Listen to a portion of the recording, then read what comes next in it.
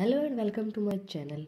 मैं ना for BCom student मैं आज आपके लिए बहुत ही इंटरेस्टिंग वीडियो लेके आई हूँ, जिसके अंदर हम करेंगे ब्रांड रीपोजिशनिंग और ब्रांड पोजिशनिंग क्या होते हैं।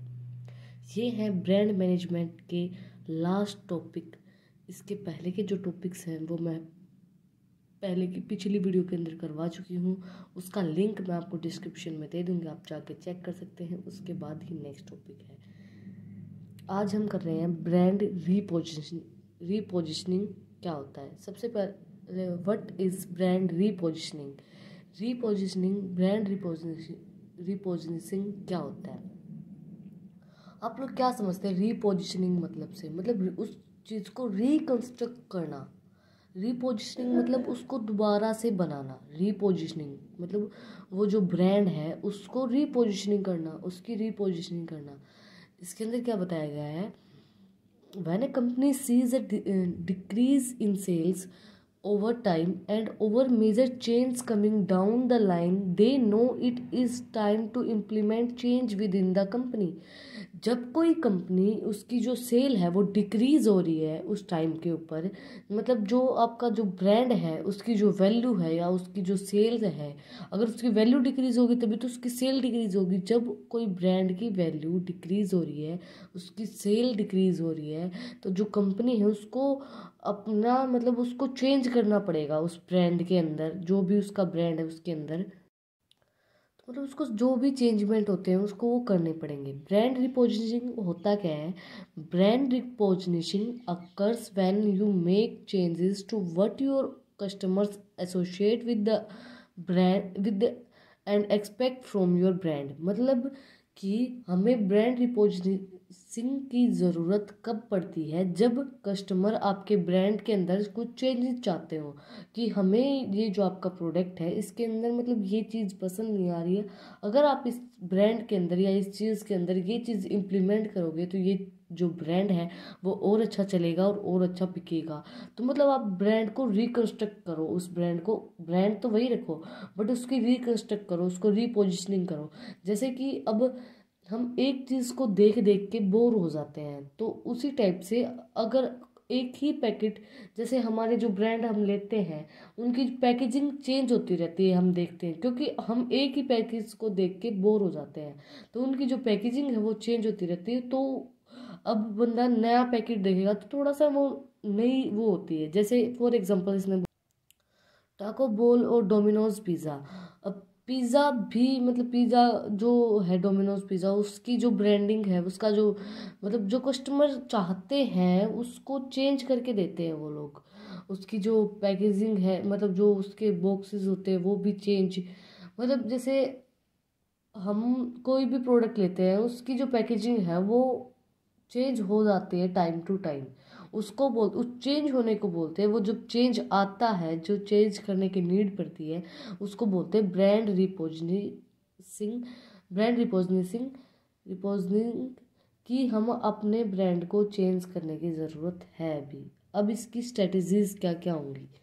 सबसे पहले consumer engagement. People want to be involve with the brand. हम जो पीपल है, जो कस्टमर है, वो आपके ब्रांड के साथ इन्वॉल्व होना चाहिए, एंगेज होना चाहिए। उसको मतलब उसका एक जैसे ये बोलते हैं ना, वो उसके साथ एंगेज हो। They want to feel like they belonging, मतलब उनको ये लगे कि उनको जो नहीं वो बिल्कुल उस ब्रांड मतलब वो ब्रांड हमारा ही है। ये ब्रांड तो जैसे हम चाहते हैं उसी टाइप का है। ये नहीं कहते जैसे मैंने चाहा था वैसा ही मुझे मिल गया, तो वैसा ही प्रोडक्ट, वैसा ही ब्रांड, मतलब जो कस्टमर है उसके साथ एंगेज होना चाहिए ब्रांड के साथ। To make this happen business have to work customize the product to fight consumer needs. तो अगर आपको ये चीज़ बनानी है, ये चीज़ हैपन करनी है, ये चीज़ ट्रू करनी है, तो जो कस्टमर्स की नीड है उसके अकॉर्डिंग अपने प्रोडक्ट को बनाएं। अब जो कस्टमर की नीड्स हैं उसके अकॉर्डिंग प्रोडक्ट बनेगा तो कस्टमर आपके प्रोडक्ट को खरीदेगा, तो आपके जो कस्टमर्स हैं वो आपके प्रोडक्ट के साथ ऑटोमेटिक एंगेज हो जाएंगे। इसके बाद सेकंड पॉइंट है identify the most important asset to build a brand, to give the company an identify. The brand is tied together through the logo, slogan, colour, schemes, marketing materials, employers etcetera. मतलब हमारे जो brand है उसको कैसे identify कर पाएँ। अब brand repositioning होती रहेगी, ब्रांड चेंज होता रहेगा, ब्रांड की पैकेजिंग चेंज होती रहेगी, तो वो आइडेंटिफाई, मतलब हमें पता है जैसे कोई प्रोडक्ट की पैकेज चेंज होकर आती है तो हमें पता होता है कि नहीं यार ये प्रोडक्ट तो सेम है बट इसकी पैकेट चेंज हो गया। मतलब हमें ये लगता है, उसका स्लोगन से पता चल जाता है कि भाई, मतलब उसका जो भी स्लोगन होता है, कई जो प्रोडक्ट होते हैं उनके स्लोगन्स होते हैं उनसे हमें पता चल जाता है, उसके कलर से हमें पता चल जाता है, उसका लोगो, एक जो लोगो होता है हर एक प्रोडक्ट का अलग अलग लोगो होता है, उससे हमें पता चल जाता है कि ये कौन सा ब्रांड है। उसके बाद लोगो होता है, हर एक प्रोडक्ट का अलग अलग लोगो होता है, उससे हमें पता चल जाता है कि ये कौन सा ब्रांड है। उसके बाद spirit of living, the world is starting to accept business to socially responsibly and embrace the spirit of giving। Spirit of giving का मतलब क्या होता है, अपनी आत्मा से देना। The world is starting to expect business to be socially responsibility, मतलब सोशल तरीके से अपने आत्मा को संतुष्ट करके सोशली, मतलब आपका ये हो कि आप सोशल वेलफेयर चाहते हो, उससे अपने जो भी आपकी रिस्पॉन्सिबिलिटी है उनको निभाना, अपने उसको देना। इसके बाद when to consider brand repositioning your brand, हम कब कंसीडर करते हैं कि हम अपने ब्रांड को रिकंस्ट्रक्ट करेंगे या रिपोजिशनिंग करेंगे, क्यों कंसीडर करते हैं, मतलब किस कंडीशन में आके हम अपने ब्रांड को रिपोजिशनिंग करने की सोचते हैं।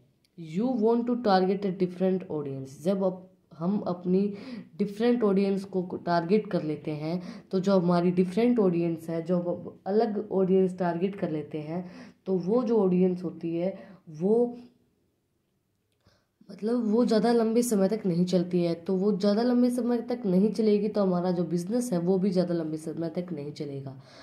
The audience you were intellectually together may no longer be viable. Viable का मतलब क्या होता है, वर्क एबल।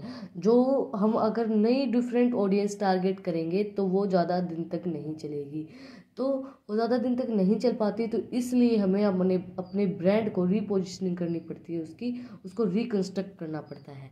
इसके बाद your product and service have evolved over the years में, मतलब आपकी जो प्रोडक्ट और सर्विस है वो इवेलुएट हो गई है, जो आपके ऑफर है वो पुराने हो गए हैं, सब कुछ पुराना हो गया है, आप उसके अंदर कोई चेंज नहीं कर रहे हैं आपके प्रोडक्ट के अंदर, तो लोग खरीदना कम कर देते हैं। तो अगर आप फिर उस टाइम पे हमें नीड होती है रीपोजिशनिंग की, हम अपने ब्रांड को फिर रिकंस्ट्रक्ट करते हैं।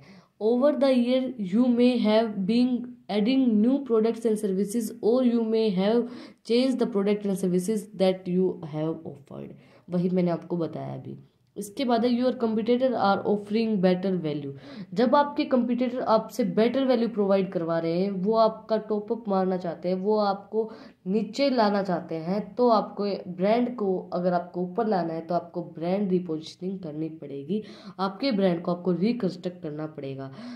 द कंपटीटर ना new competitor are going to top up every year. जब आपके न्यू कंपटीटर हैं वो आपको टॉप अप कर रहे हैं एवरी ईयर, हर एक साल, तो आपको ब्रांड रिपोजिशनिंग की ज़रूरत पड़ेगी, आपके ब्रांड को रिकंस्ट्रक्ट करना पड़ेगा, तभी आपके ब्रांड की जो सेल है वो इंक्रीज होगी। Your sale are trading downward.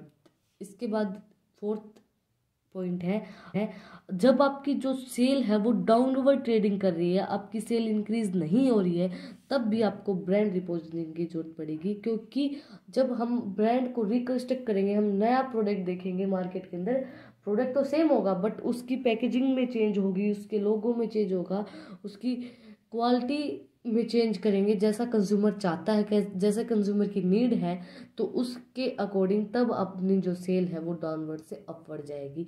One of the most abuse reason to consider repositioning your brand is if your sales are trading downward. ये सबसे बेसिक रीज़न है रिपोजिशनिंग करने का, जब आपकी सेल डाउनवर्ड जाती हो, जब आपकी सेल कम हो रही हो।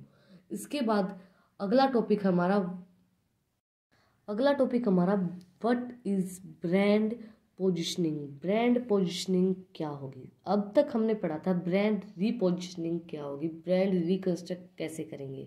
अब है ब्रांड पोजिशनिंग। ब्रांड पोजिशनिंग क्या होगी। Brand positioning is the act of designing the company offers an image so that it occupies a distinct and value image in the target consumer mind.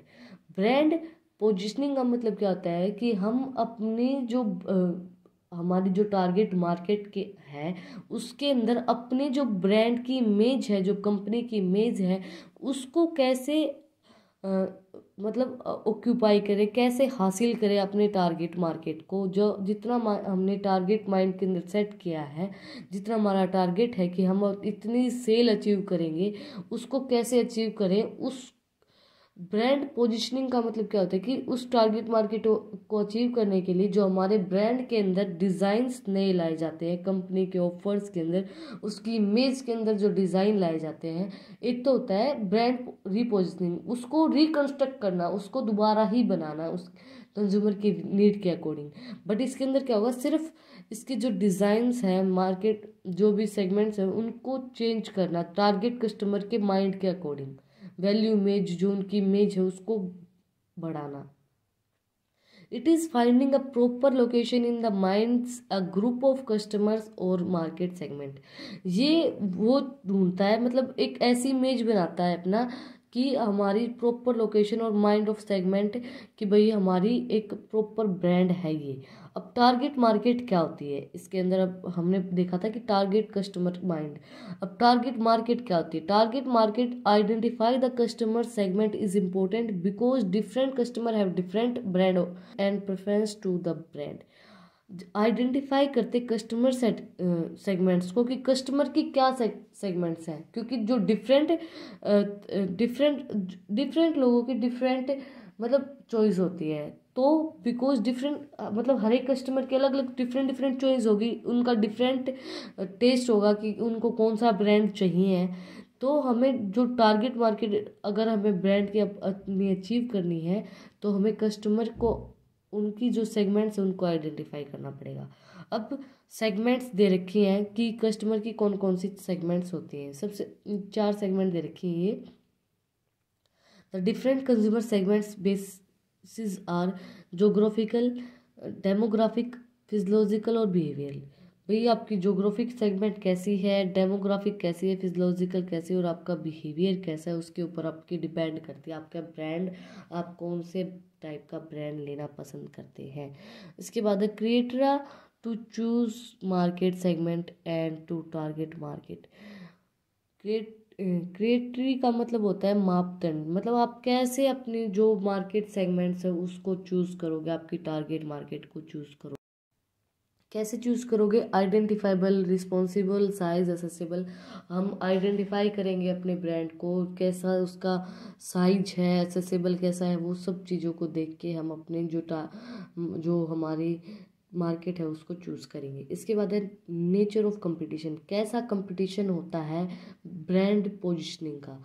Indirect competition होता है, should not be narrowly defined नहीं होता है, occurs at the benefit level rather than attributes level. जब भी अकर होता है जब हमें बेनिफिट होता है।